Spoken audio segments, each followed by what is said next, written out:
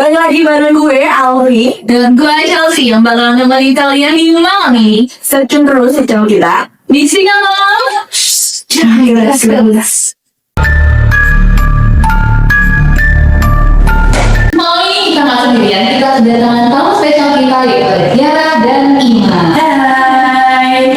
Kali ini kita membawakan topik pembicaraan yang sangat hot, yaitu kemah telan. Mulai dari kapan sih suka ikut kemah tuh? Kalau dari aku sendiri sih mulai dari SMA, karena emang dari dulu pengen banget ikut kemah, tapi ada satu dua hal yang bikin aku nggak bisa ikut. Jadinya di SMA aku berusaha buat ikut di kemah-kemah yang ada. Oke, jadi konsepnya dia mau keluar dari zona nyaman. Kalau dari aku sendiri ya, sebenarnya aku tuh sama kayak Ima, aku ikut pramuka itu juga dari kelas 10 karena emang baru boleh sama mama itu dari kelas 10 ini. Terus ikut temen juga, temen yang ngajakin aku buat ikut pramuka. Awalnya aku tuh kayak bilang, emang benefitnya apa sih ikut pramuka? Aku pengen gitu karena kayak ya udah pramuka paling belajar dari rumah gitu doang kan. Terus dia bilang ya udah ayo ikut aja dulu, siapa tahu nanti kita dapat banyak ilmunya atau pengalaman di situ. Ternyata benar, sekali ikut 2 kali kayak nyaman. Lama-lama kayaknya aku dapat banyak belajar dari sini pramuka. Itu kalau dari aku. Jadi kalian kan udah ikut pramuka tuh nggak sekali 2 kali gitu ya. Nah pasti ini dalam pas kalian kemah itu ada pengalaman mistis nggak? Kalian sendiri tuh sebenarnya percaya nggak sih sama hal mistis itu? Kalau dari aku pribadi, aku tuh ya percaya aja karena memang hal mistis itu memang ada. Cuman ya gimana caranya kita lah buat membatasi pikiran kita juga terkait hal itu biar gak terlalu tergesa gitu. Tapi kalau menurut ibu, Kalau dari aku percaya juga, karena dengan kita percaya Tuhan, maka kita percaya dengan hal mistis. Berarti sugesti itu mancing hal-hal yang gaib ya? Iya benar banget. Karena dengan kita berpikiran hal-hal yang negatif, maka hal-hal tersebut bisa berdatangan ke kita, atau kita bakal memikirkan hal-hal yang negatif. padahal yang sebenarnya itu mungkin kita nggak bersugesti ya, misal nggak ada barangnya di situ, tapi karena kita punya sugesti, kita diceritain ada something di situ, nah jadi kan pikiran kita terdistract dan itu kayak jadi bikin takut sendiri gitu kan. Nah, hati-hati ya guys. Sebenarnya kalau dari aku sendiri juga nih, aku sebenarnya percaya dengan hal mistis gitu. Tapi kadang-kadang tuh kayak menurut aku hal mistis itu kalau kita berani nih, itu nggak bakal kesugesti dan bakal membuat itu lebih berani gitu. Dan nggak bakal takut sama hal kayak gitu. Kalau dari kamu bersih, kamu juga gitu. Iya, ya kurang lebih sama sih, kayak aku juga pernah sih ketemu sama aku, jadi kayak Jadi pasti pernah sih. Iya, semua orang pasti pernah lah ya melihat 1-2 bayangan atau apa gitu. Dan kalian pas selama kemah pernah nggak sih punya pengalaman mistis yang bakal itu kebayang sampai sekarang dan nggak pernah dilupain? Sebenarnya sih kemah kalau dalam situ kita pernah ya, cuma berapa ya, 2 kali kayaknya ya. wah, epic itu ada dua kali. Yang sampai kita ingat sampai saat ini tuh cuma 2 itu sih, tapi kalau selebihnya nggak ada gitu. Betul, kira-kira ceritanya. Ada 2 nih ya, kita Mungkin kita cerita yang paling horor aja nih, yang paling epic. Boleh.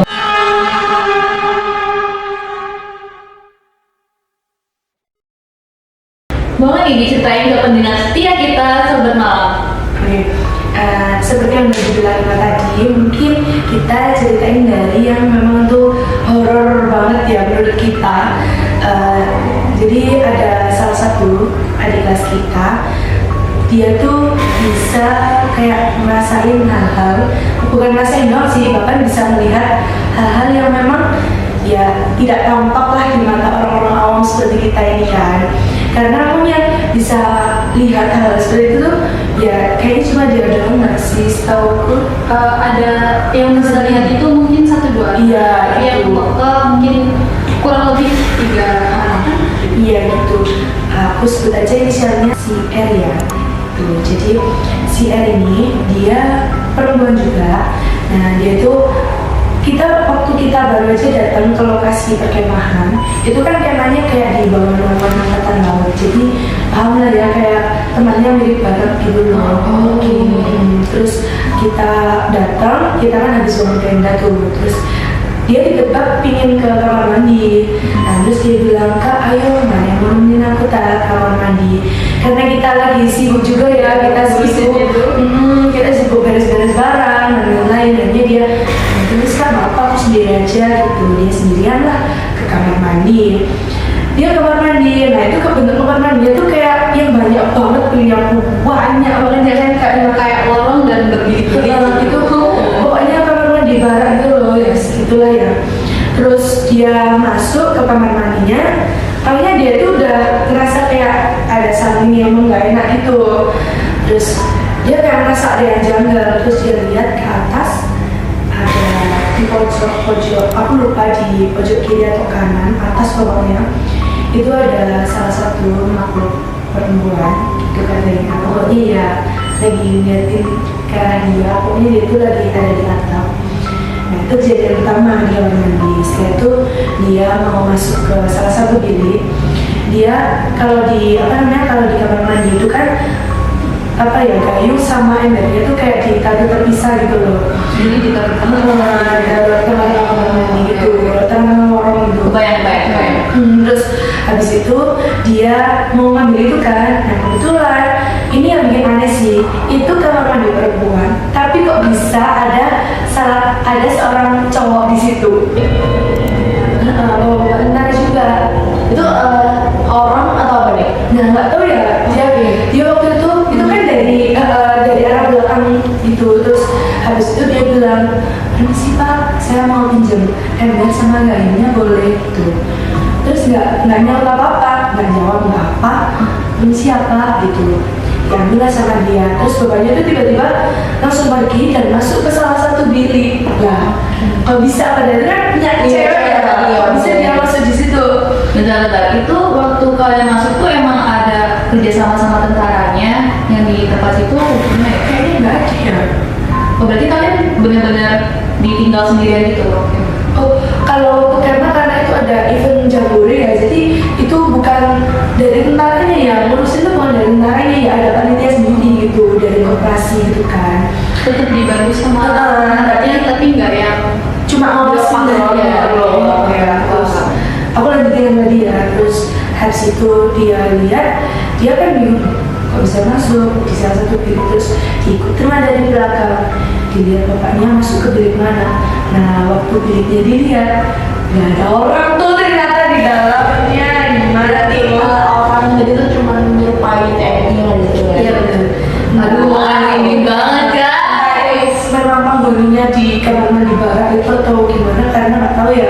Karena memang di situ kayak ada tutupan gitu ya, kayaknya ya, ada ditutupin papan atau apa gitu buat kesananya, dan kesannya itu masih panjang. Dan kalau malam kebayang lah ya, nggak ada lampu, nggak ada apa gitu di situ. Itu pada saat kalinya itu emang benar-benar ngeliat kayak orang atau ada sesuatu yang aneh dari bapaknya selain dari bapaknya membelakangi kalian? Gitu. Kebetulan tuh bukan kita, kita juga nggak ikut, karena memang dia sendirian banget. Kita nggak ada yang nemenin, nggak ada apa gitu. Dan kita mikirnya tuh masih siang jadi jadi Itu sih yang kejadian ya. Mau kita kami telepon lagi, dia angkat dan dia bilang, "Sebentar Kak, aku lagi ngobrol sama tentara di kolam gitu." Terus kita kayak, "Loh, kolam mana? Cepet kesini, si R gitu." Terus akhirnya kita berusaha cari tempatnya. Akhirnya tiba-tiba dia balik dari belakang tenda dengan tatapan kosong gitu. tiba-tiba dia balik, padahal kita nggak tahu ya, kita sama-sama mencari di situ. Berarti pada saat kalian kan kalian pasti nyari dia kan? Nah itu nggak nemuin sama sekali dia? Nggak ada. Tiba-tiba di belakang tenda gitu? Loh, tapi waktu itu ingat sempat nemuin. Oke. Dia tiba-tiba belok ke arah kanan.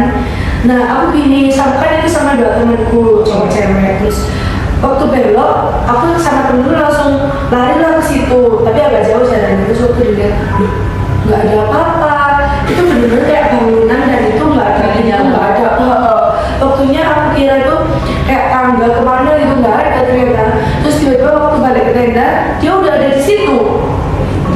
kita ya shock ya. Gong banget sih, gila. Dan setelah dia balik ke telepon kosong itu, kita tanya kayak, kamu habis ngapain? Dia bilang, pas sebenarnya aku ngerasa di sini ada yang gak beres kak, dan aku pengen cari tahu hal itu. Jadi kan kita di situ kayak kaget terus kayak, kamu jangan mana deh kayak gitu. Terus akhirnya dia bilang waktu pas itu dia ingin ngajakin aku atau nggak Ima gitu waktu itu buat keliling, cuma dia kita nggak usah udah malam gitu.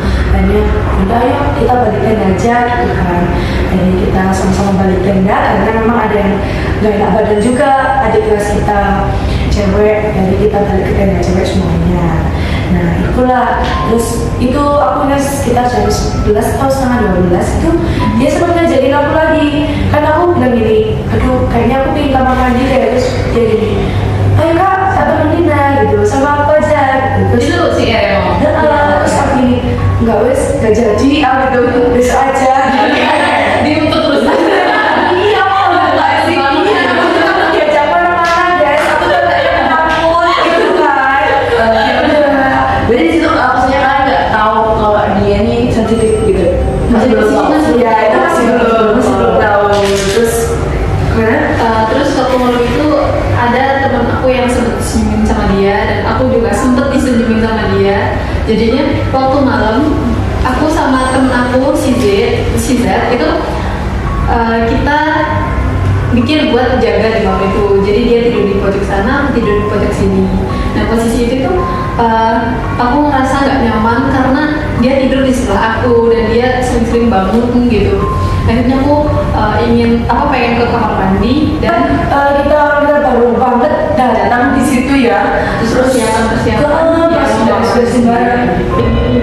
itu kode-kode awal kejadian semua.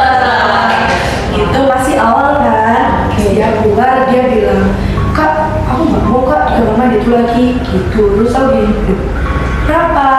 Gitu kan, kenapa? Padahal aku sama teman-teman juga ke situ juga nggak ngerasain apa-apa ya kan. Kita ngerasain ya udah kamar mandi pada umumnya aja. Kita juga sering kemah dan kamar mandinya bentuknya juga sebelah 12 kayak gitu kan.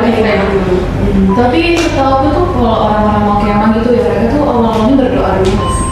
Iya, kayak ada sesuatu yang permisi lah. Iya, kayak gitu Pak kebetulan. Kalau pada saat masuk situ emang udah ada kayak permisi gitu atau enggak? Sebenarnya kalau permisi itu sesuai individu masing-masing. Biasanya ada salah satu teman kita itu dia kebetulan ketuanya dia tuh selalu bilang jangan lupa berpermisi tuh, dia selalu mengatakan. Iya, kebetulan dia juga anaknya peka banget sama hal gituan. Jadi sering banget dia yang minta waktu datang ke suatu tempat dia yang beri permisi, terus ketika kita pulang dia yang pamit. Jadi kayak ya udah mungkin sama dia. Oh bener sih, setiap tempat tuh pasti ada yang mengisi lah tuh ya, menunggu. Jadi kita harus permisi lah kalau Exactly, bener. Terus itu kejadian pertama ya. Lanjut kejadian kedua nih. Ini juga agak horor atau horor banget ya kayaknya ya. agak Ada tingkatan levelnya ya guys. itu sebenarnya kejadiannya tuh nggak diduga-duga karena memang kita biasanya naik makan malam ya itu Pak Ema ya, sama guru-guru sama ya pokoknya teman-teman disuruh kumpul gitulah sama pembina sama guru-guru, kebetulannya datang juga kita makan di situ. Nah terus waktu selesai makan dia tiba-tiba berdiri. Nah aku bilang lah, kamu mau kemana gitu kan, ya sih ke anak yang sama, ke si R itu. Terus habis itu dia bilang, bentar kak aku mau pergi bentar. Kemana ini aku gitu. Terus dia bilang, mau pergi bentar kak gitu. Nah ternyata waktu kita nyariin awalnya kita mikir mungkin di tenda ya dia gitu kan. Kita nggak ada ngecek tenda ya waktu itu ya ini ya. Iya. Kita nggak ada ngecek tenda, kita malah kumpul di satu tempat sama cowok-cowok itu juga kan, karena kan emang tuh waktunya udah free gitu kan. Jadi kita bebas mau entah apa-ngapain. Jadi waktu itu kebetulan habis makan kita langsung ke tenda cowok buat entah ngopi atau apa gitu. Gitu terus habis itu kita kumpul lalu gini, aku tuh siapa gue lupa, pokoknya dia bilang gini, si Ari ini kemana ya, kok nggak lihat dari dari tadi gitu kan. Terus di tenda kali ya bilang gitu. Terus masa sih? Ya nggak tahu, coba dicek aja. Nah, waktu dicek di tenda ternyata nggak ada. Nah disitulah kita nyari ini siapa aja yang nggak ada. Ternyata cowoknya lengkap, ada 5 dan cowoknya memang kurang dia doang. Nah disitulah mulainya kejadian mistis. Gimana Kak Eva mungkin bisa menceritakan ya, karena waktu malam itu aku sedang berbunyi minyak. Oke, gimana nih? Jadi awalnya ketika kita tahu dia ini hilang, kita kira dia bakal kayak telepon sama orang tuanya atau gimana. Karena emang dari awal dia tuh sering pergi-pergi untuk telepon orang tuanya atau telepon siapa gitu. Jadi setelah tahu kita cek di sana sini nggak ada, mencar lah kita. Tapi tetap ada yang tidak cowok, ada yang mencar. Ada beberapa kali mereka lihat orang yang mirip si R, tapi setelah diikutin entah anaknya menghilang atau tiba-tiba dari arah sini tiba-tiba muncul di arah sana kayak gitu. Kayak teleportasi kan? Terus kita juga coba buat teleponnya dia.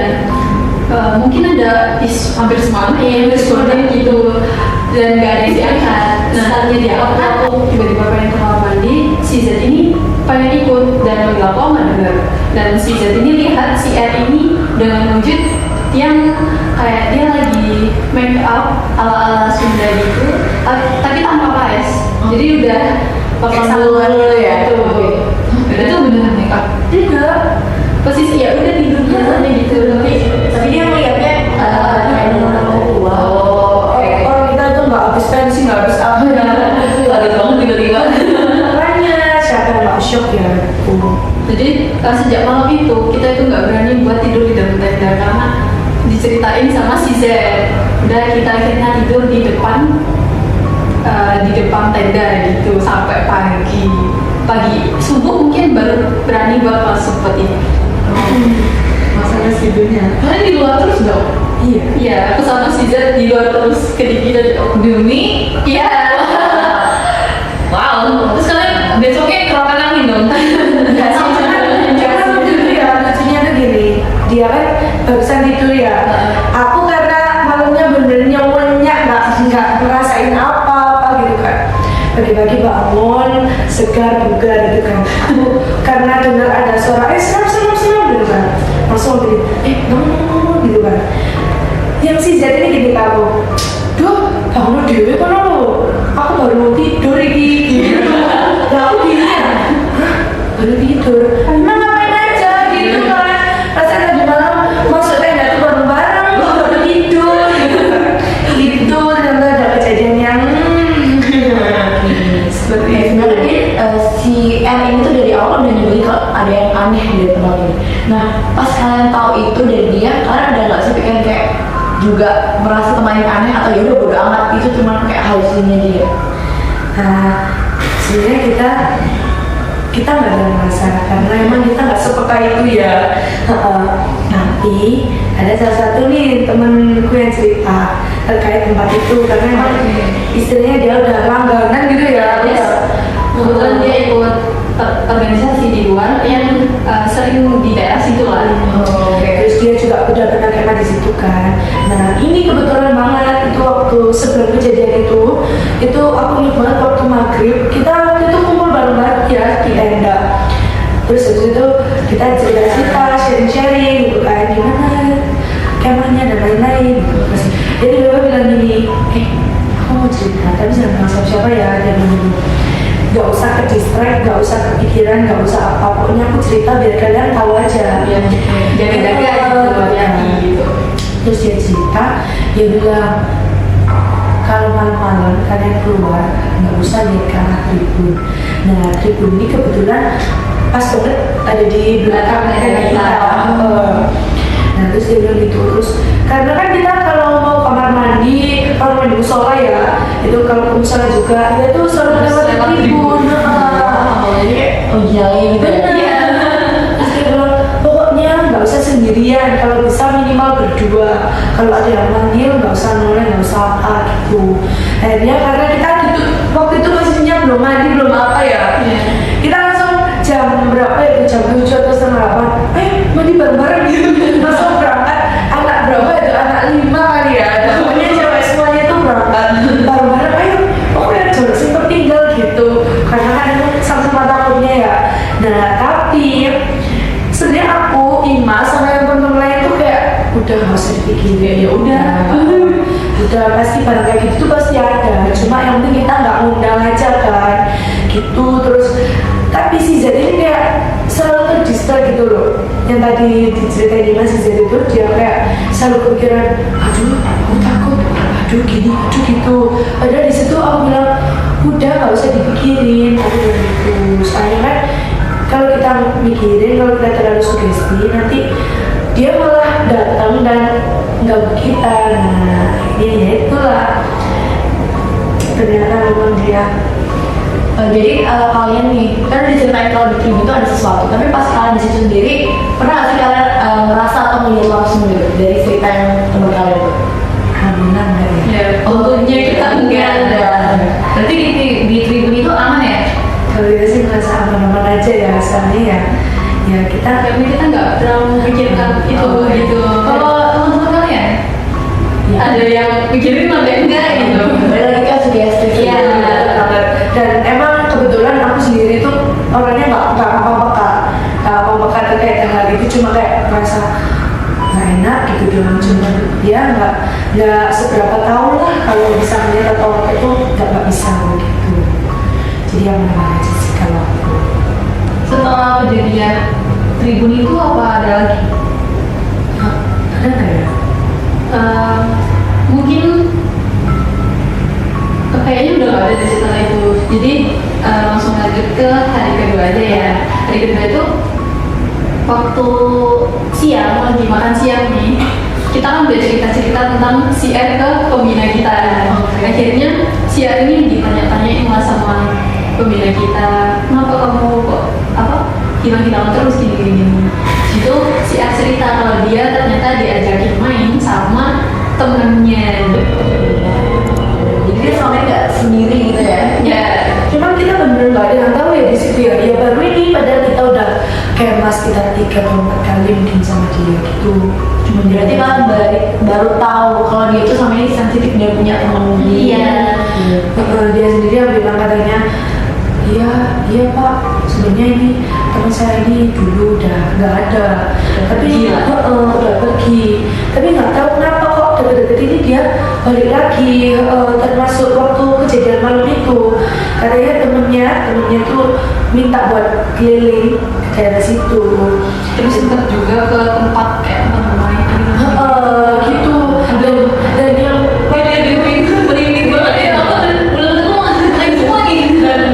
malam itu aku dia keliling, ternyata memang yang didatengin itu teman tepat yang memang bisnis di daerah itu, termasuk ayunan. Nah kebetulan ayunan itu dibawa konflikin di daerah. Wow, mungkin ada teman-teman lainnya gitu ya, kayak bisnis gitu. Terus dia juga masuk ke salah satu aula atau apa gitu ya. Itu kata temanku yang tadi sudah berpengalaman, dia bilang di situ tuh nggak gampang buat masuk, dan kalau memang masuk itu harus berizin, harus izin, dan itu kalau bisa jangan berdua, bertiga aja masih agak horor ya, karena emang aulanya tuh kayak yang besar dan emang nyeremin gitu. Tapi nggak tahu kenapa dia bilang katanya dia gampang aja masuk, orang nggak dikunci katanya gitu. Waktu masuk dia bilang bagus, rumahnya gede banget. Mungkin bagus kayak juga ya. Nggak tahu. Karena kita kan nggak ngikutin dia gitu ya. Gila sih, dia berani banget sih. Iya. Jadi kan pagi itu akhirnya dia cerita di si Ed ke pembina kalian tentang kalau dia tuh diajakin temennya. Dan dari awal juga kan dia udah mention kalau ada yang aneh dari tempat ini. Akhirnya terpecahkan atau enggak tentang tempat ini aneh atau enggak itu?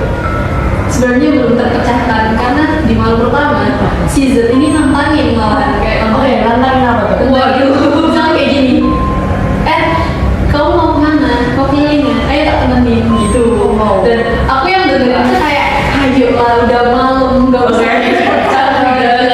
Enak tidur. Ngapain?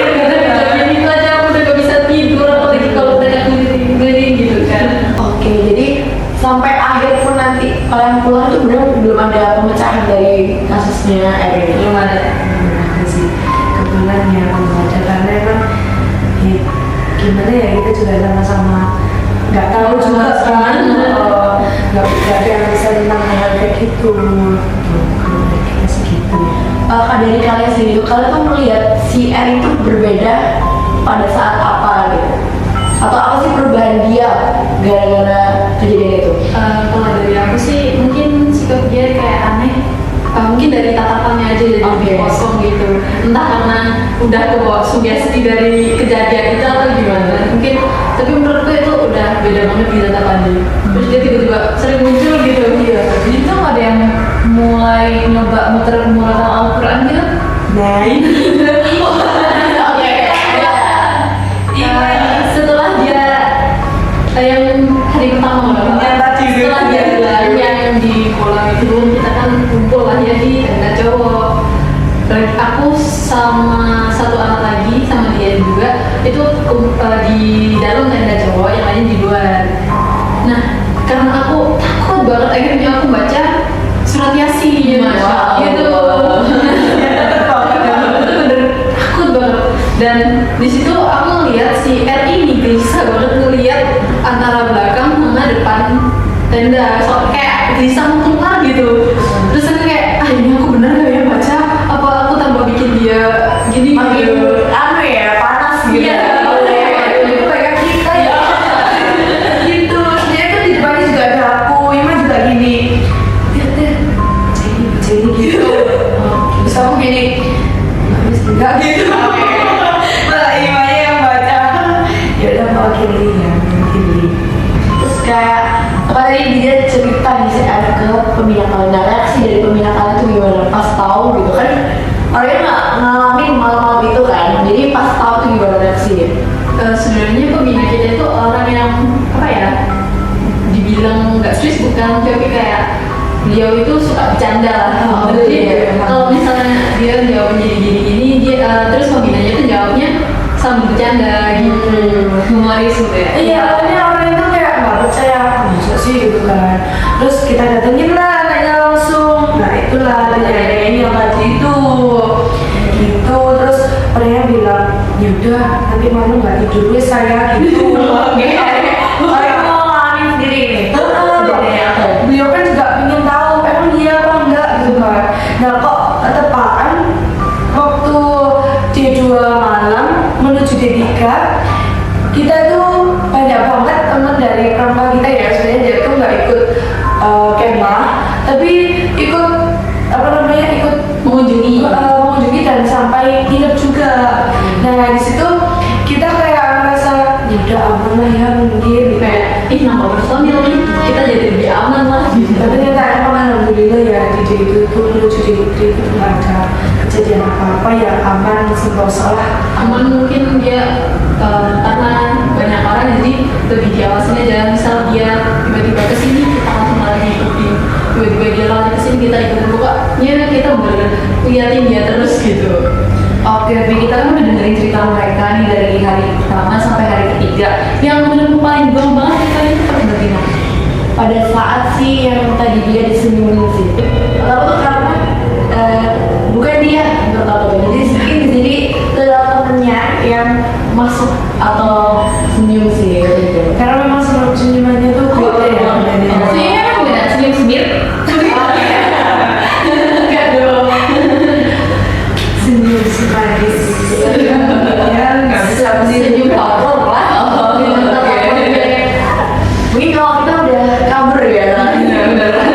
kalian pernah nggak ngerasain kemah yang mistis-mistis itu Sejauh ini enggak sih Iya. Jadi aku sih lebih enjoy ke temanya di api unggun dalamnya. Untungnya sih alhamdulillah seperti itu.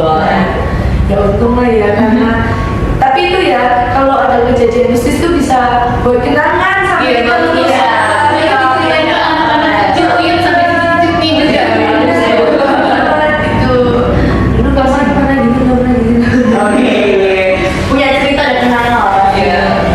Nah, kita juga udah dengerin cerita dari Iman dan Tiara tentang perkemahan terlarang tadi. Dan ternyata dari day 1 sampai day 2 nih banyak banget pengalaman yang bikin merinding sampai bulu kuduk aja ya.